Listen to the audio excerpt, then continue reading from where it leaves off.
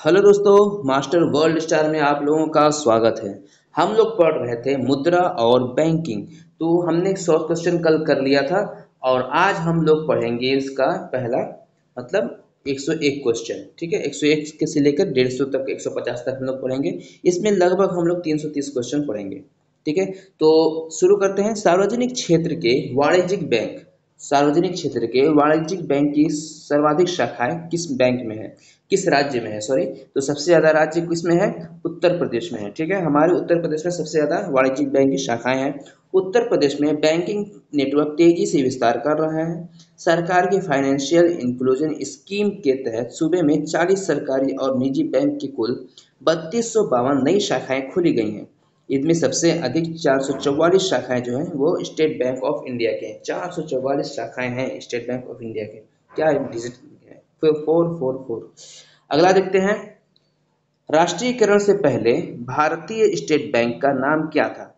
तो राष्ट्रीयकरण इसका हुआ था 1955 में और इससे पहले इसका नाम था इंपीरियल बैंक ऑफ इंडिया। तो ऑप्शन जो है ए हमारा बिल्कुल सही होगा। इंपीरियल बैंक ऑफ इंडिया, जिसे आईबीआई भी कहते थे, भारतीय उपमहाद्वीप का सबसे बड़ा और सबसे पुराना वाणिज्यिक बैंक था, जिसे 1955 में बदलकर स्टेट बैंक बना दिया गया। ये कई बैंकों को मिलाकर बनाया गया था। अगला है, इंपीरियल बैंक की स्थापना कब हुई थी? इंपीरियल बैंक को 1955 में स्टेट बैंक बनाया गया था, लेकिन इंपीरियल बैंक कब बनाया गया? तो इंपीरियल बैंक जो है इसे बनाया गया था 1921 में। ठीक है, अगला देखते हैं।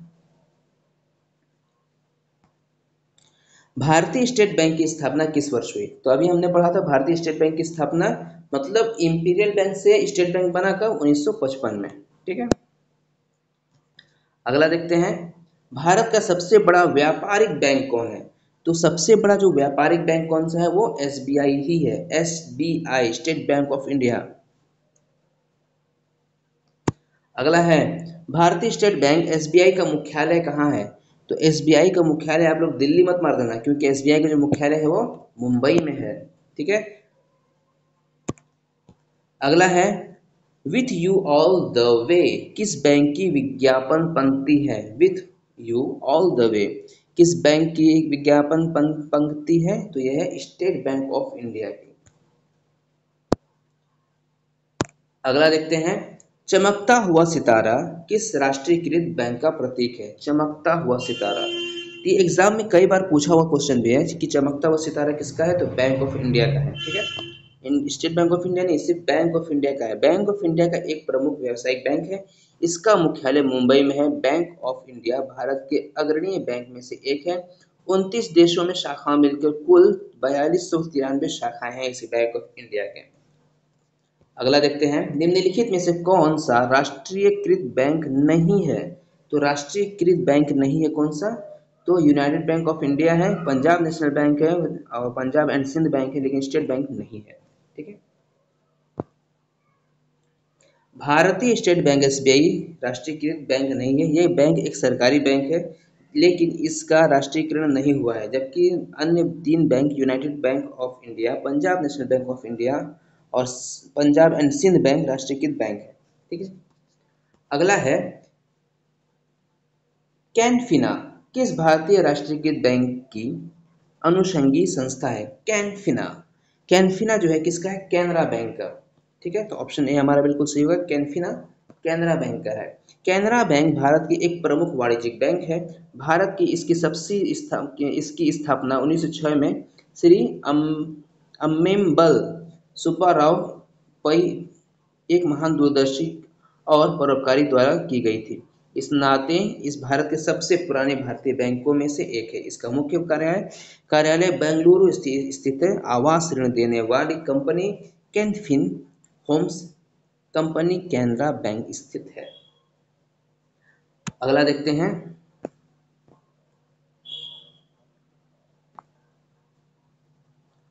निम्नलिखित घटनाओं पर विचार कीजिए तथा उनको दिए गए कूट के हिसाब से सही बताना है। तो हमारे सामने एक कूट है, इस कूट को सही बताना है कि इसमें से क्या गलत है, क्या मतलब कौन किस लाइन में आता है। ठीक है, तो बैंक के राष्ट्रीयकरण का इसमें दिया है, उसका विस्तृत दिया है। तो सबसे पहले किस बैंक का आया था? तो बैंक के राष्ट्रीयकरण का प्रथम चरण, बैंकों के राष्ट्रीयकरण का दूसरा चरण, बैंकों क्षेत्रीय ग्रामीण बैंक की स्थापना, नाबार्ड की स्थापना। तो सबसे पहले बैंक के राष्ट्रीयकरण का होता है तो नंबर 1 हो जाएगा। उसके बाद आएगा क्षेत्रीय ग्रामीण बैंक का, और उसके बाद आएगा नंबर 2 बैंक के राष्ट्रीयकरण, और उसके बाद सबसे लास्ट में आएगा नाबार्ड की स्थापना। तो ऑप्शन जो है सी हमारा बिल्कुल सही होगा। इसका सही है, बैंकों के राष्ट्रीयकरण का प्रथम हुआ था 1969 में। केंद्रीय राष्ट्र ग्रामीण बैंक का स्थापना हुआ था 1975 में। बैंकों के राष्ट्रीयकरण का दूसरा चरण जो हुआ था 1980 में हुआ था, और नाबार्ड की स्थापना जो है 1982 में की गई थी। अगला है, सूची 1 को सूची 2 से मिलाना है। ठीक है, सूची 1 को सूची 2 से मिलाना है, तो हमें क्या देखना है, चलिए देखते हैं। इलाहाबाद बैंक बना था 1881 में। 1800 सॉरी इलाहाबाद बैंक बना था 1865 में। तो 1865, 3 1 का 3 एक ही में है, तो ऑप्शन बी हमारा बिल्कुल सही होगा। बी का 4 है, पंजाब नेशनल बैंक 1994 में बना था। और उसके बाद आएगा अवध कमर्शियल बैंक, तो अवध कमर्शियल बैंक बना था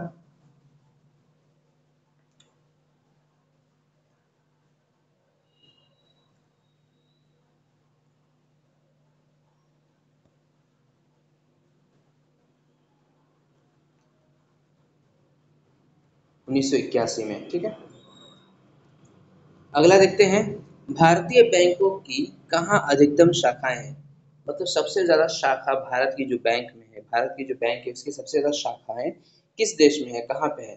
तो ये सबसे ज्यादा कहाँ पाई जाती है, ये यूके में सबसे ज्यादा है। ठीक है, जानकारी के अनुसार विदेशों में भारत के सरकारी बैंक की कुल 216 शाखाएं हैं। इनमें कुल 165 बैंक शाखाओं का अलावा अनुषंगी संयुक्त उद्यम और प्रतिनिधि कार्यालय शामिल है। विदेशों में शाखाओं के मामले में स्टेट बैंक 92 शाखाओं के साथ सबसे आगे है, 52 शाखाओं के साथ सबसे आगे है। इनमें बैंक की कुल 9 शाखाएं घाटे में चल रही हैं, जिनमें बंद करने का विचार चल रहा है। इसके अलावा बैंक ऑफ बड़ौदा के 50 शाखाएं, बैंक ऑफ इंडिया के कुल 29 शाखाएं विदेशों में स्थित है। यदि बैंकों के देशों की बात की जाए तो सरकार भारत के सरकारी बैंक की सबसे ज्यादा 31 शाखाएं ब्रिटेन में है। इसके बाद 13 शाखाओं के साथ हांगकांग और 12 शाखाओं के साथ सिंगापुर। तो सबसे ज्यादा यूएई में है, उसके बाद यूके में। ठीक है, सबसे ज्यादा यूके में है 29 शाखाओं के साथ, 31 शाखाओं के साथ सबसे ज्यादा यूके में है। ठीक है, यानी ब्रिटेन में। और उसके बाद 13 शाखाओं के साथ हांगकांग में, और 12 शाखाओं के साथ सिंगापुर में है। अगला है, भारत में सर्वाधिक शाखाएं किस विदेशी बैंक की हैं। तो भारत में सबसे ज्यादा किस शाखा के बैंक है, तो स्टैंडर्ड चार्ल्स बैंक का है। ठीक है, स्टैंडर्ड चार्टर्ड बैंक का सबसे ज्यादा शाखा है। स्टैंडर्ड चार्टर्ड बैंक एक ब्रिटिश बहुराष्ट्रीय बैंकिंग और वित्तीय सेवा कंपनी है। इसका मुख्यालय लंदन इंग्लैंड में है। यह 70 से अधिक देश में 1200 से अधिक शाखाओं और दुकानें, सहायक कंपनियां, सहयोगी और संयुक्त उद्यमों सहित नेटवर्क संचालित करता है। अगला देखते हैं, भूमि विकास बैंक का कार्य क्या है। तो भूमि विकास बैंक का जो कार्य है वो दीर्घकालीन ऋण कृषकों को उपलब्ध कराना है। ठीक है, अगला देखते हैं, भारतीय स्टेट बैंक द्वारा देश में पहला तैरता हुआ एटीएम कहाँ स्थापित किया गया था। तो देश का पहला तैरता हुआ एटीएम पिछले साल ये करंट में भी चला था, तो ये कोच्चि में खोला गया था। अगला है, ग्रामीण विकास के लिए ऋण प्रदान करने वाला नाबार्ड है। एक नाबार्ड क्या है, तो नाबार्ड एक बैंक है। ठीक है, जो ग्रामीण विकास के लिए ऋण प्रदान करता है। अगला है, नाबार्ड की स्थापना कब हुई थी। तो नाबार्ड की जो स्थापना हुई थी वो 12 जुलाई 1982 को हुई थी। इसका मुख्यालय, नाबार्ड का मुख्यालय जो है मुंबई में है। राष्ट्रीय कृषि और ग्रामीण विकास बैंक की स्थापना किस समिति की सिफारिश पर की गई थी। तो राष्ट्रीय कृषि और ग्रामीण विकास बैंक की जो स्थापना है वो कौन सी सिफारिश पर की गई थी, वो शिवरामन समिति की सिफारिश पर की गई थी। शिवरामन समिति की सिफारिश पर नाबार्ड, जिसे राष्ट्रीय कृषि और ग्रामीण विकास बैंक कहते हैं, की स्थापना 12 जुलाई 1982 को की गई थी। इसका मुख्यालय मुंबई में है। अगला है, राष्ट्रीय कृषि एवं ग्रामीण विकास बैंक की स्थापना किस पंचवर्षीय योजना में की गई थी? तो किस पंचवर्षीय योजना में की गई थी? तो नाबार्ड की स्थापना छठी पंचवर्षीय योजना में की गई थी, नाबार्ड की स्थापना। अगला देखते हैं।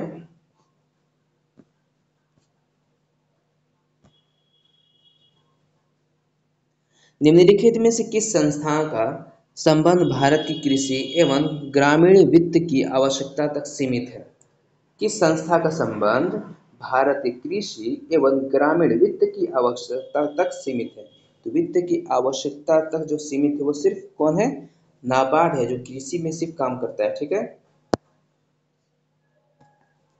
उसके बाद आता है नाबार्ड संबंधित है किससे? नाबार्ड किससे संबंधित है? तो नाबार्ड जो है राष्ट्रीय कृषि एवं ग्रामीण विकास बैंक से है। तो ऑप्शन सी हमारा बिल्कुल सही होगा। अगला देखते हैं, देश में कुल कितने क्षेत्रीय ग्रामीण बैंक कार्यरत हैं? तो देश में कुल 56 क्षेत्रीय बैंक कार्यरत हैं। ठीक है।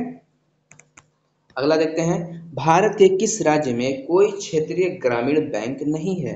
तो भारत के सिक्किम और गोवा में कोई भी क्षेत्रीय ग्रामीण बैंक नहीं पाई जाती।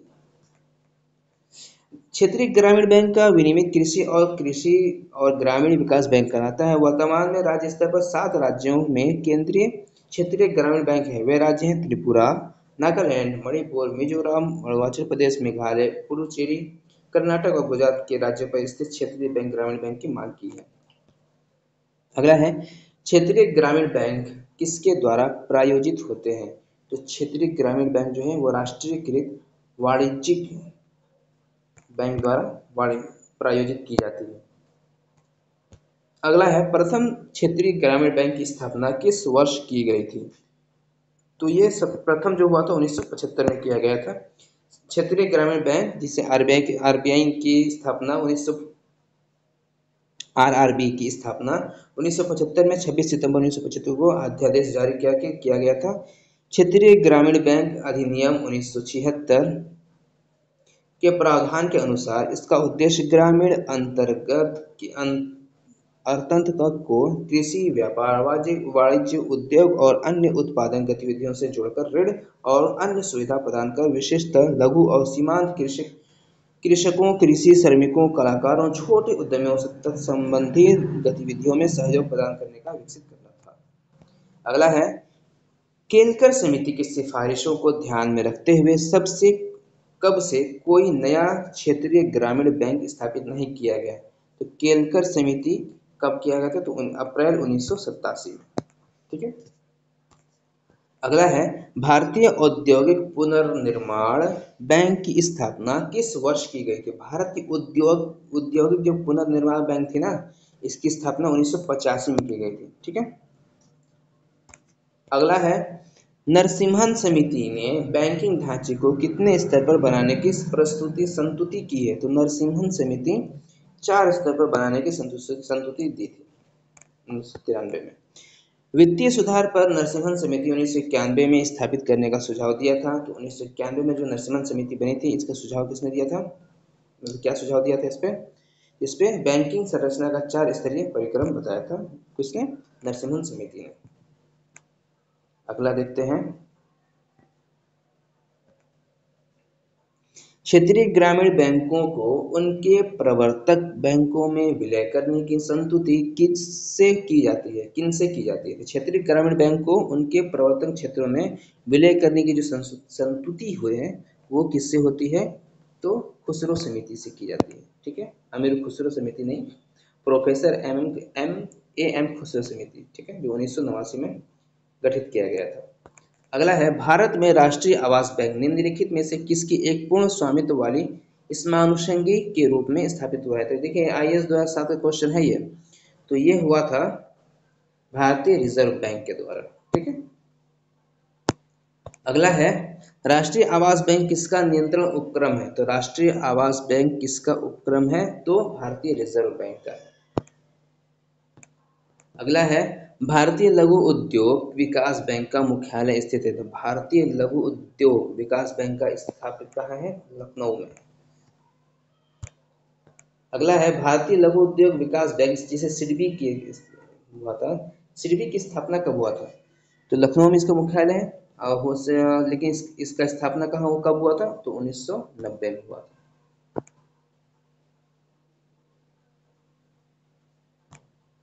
अगला है, निम्न में से कौन एक विदेशी बैंक नहीं है?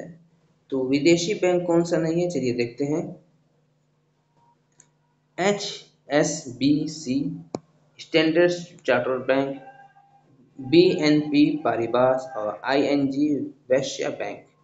तो ऑप्शन डी जो है, नाम से ही लग रहा है कि ये भारत का बैंक है। ठीक है। अगला है, निम्न में से कौन एक विदेशी बैंक है जिससे कार्यालय शाखाएं भारत में है? तो कौन सा एक विदेशी बैंक है जिसके कार्यालय शाखा भारत में स्थित हैं? तो इसके जो बैंक है, यस बैंक नहीं है, HDFC नहीं है, स्टैंडर्ड चार्टर्ड बैंक है जो विदेशी भाग, ये बाकी ये तो सब भारत के हैं।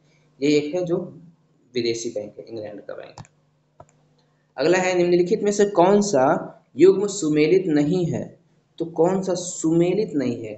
तो एक्जिम आयात निर्यातक बैंक हेतु वित्त है, बिल्कुल सही है। RBI बैंकों का बैंक है, बिल्कुल। IDBI जो है औद्योगिक वित्त बैंक है, ठीक है। और FCI जो है कमर्शियल संस्थाओं के वित्तीय बैंक है, तो ये नहीं है, बाकी सब सही है। जो FCI है वो फूड कॉर्पोरेशन ऑफ इंडिया का एक निगम है, ठीक है, कमर्शियल नहीं है। भारत के खाद्य सुरक्षा को सुनिश्चित करने हेतु यह खाद्यान्न का क्रय और उन्हें गोदाम में भंडारित करता है। अगला है, निजी बैंक के बैंक में अधिकृत कितने प्रतिशत विदेशी निवेश की अनुमति भारत सरकार ने प्रदान की है?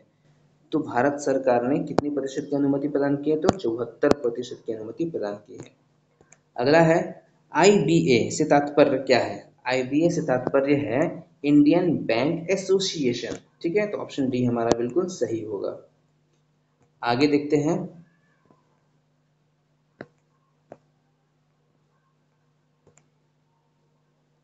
भारत में नए निजी बैंकों की स्थापना के लिए कितने न्यूनतम चुकता पूंजी होना आवश्यक है? तो भारत में नए निजी बैंक की स्थापना के लिए कितने न्यूनतम पूंजी कितनी होनी चाहिए? तो जो न्यूनतम पूंजी है वो होनी चाहिए 500 करोड़ रुपए, ठीक है, न्यूनतम पूंजी। भारत में नए बैंक निजी बैंक अगर कोई स्थापना कर रहा है तो उसके पास जो है 500 करोड़ रुपए अगर है तभी वो नया बैंक खोल सकता है, नहीं तो जाओ भैया काम करो अपना। नरसिम्हन समिति किस संबंध में सुझाव केंद्र सरकार को दिया था? तो नरसिम्हन समिति जो है वो बैंकिंग संचार सुधार में दिया था। लाला लाजपत राय निम्नलिखित में से किस बैंक के संस्थापक थे? तो लाला लाजपत राय जो थे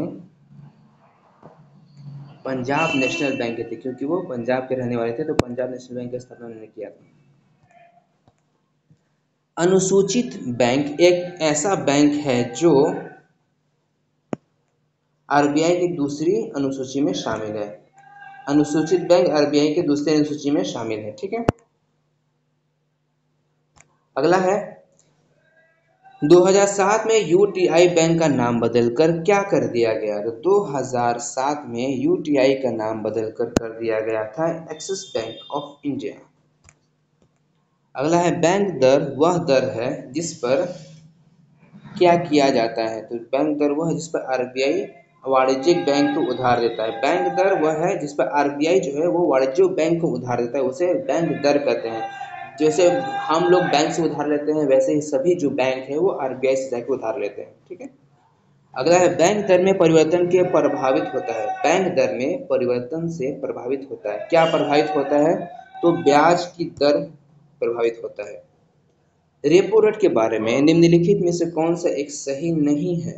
तो रेपो रेट के बारे में यह अल्पावधि ऋण पर केंद्रीय बैंक द्वारा प्रभावित ब्याज दर है, रेपो रेट बिल्कुल सही है। यह अल्पावधि ऋण ग्रहण पर वाणिज्यिक बैंक द्वारा चुकाई गई ब्याज दर है, बिल्कुल सही है। ये किसी वाणिज्यिक बैंक और केंद्रीय बैंक के बीच ऋण संविदा में सहमत ब्याज दर है, ये भी सही है। यह संपार्श्विक प्रतिभूति की लागत है, नहीं ये नहीं है, बाकी तीनों सही है, तो ऑप्शन सही हो जाएगा। अगला है, रिवर्स रेपो रेट के संबंध में कौन सा कथन सही है? तो रिवर्स रेपो रेट में जब बैंक अपना अधिशेष धन RBI में जमा करता है तो RBI उस बैंक को कुछ ब्याज देता है, इस ब्याज को रिवर्स रेपो रेट कहते हैं, ठीक है। अगला देखते हैं, नगदी रिजर्व अनुपात, आज का हमारा आखिरी क्वेश्चन भी है। नगदी रिजर्व अनुपात CRR किसे निर्दिष्ट करता है? तो जो CRR है वो निवल मांग और आवधिक लेनदारों पर आवश्यक को RBI के पास शेष के रूप में रोक देता है। तो आज का हमारा क्लास यहीं पे है। मिलते हैं अगले क्लास में, तब तक के लिए गुड बाय।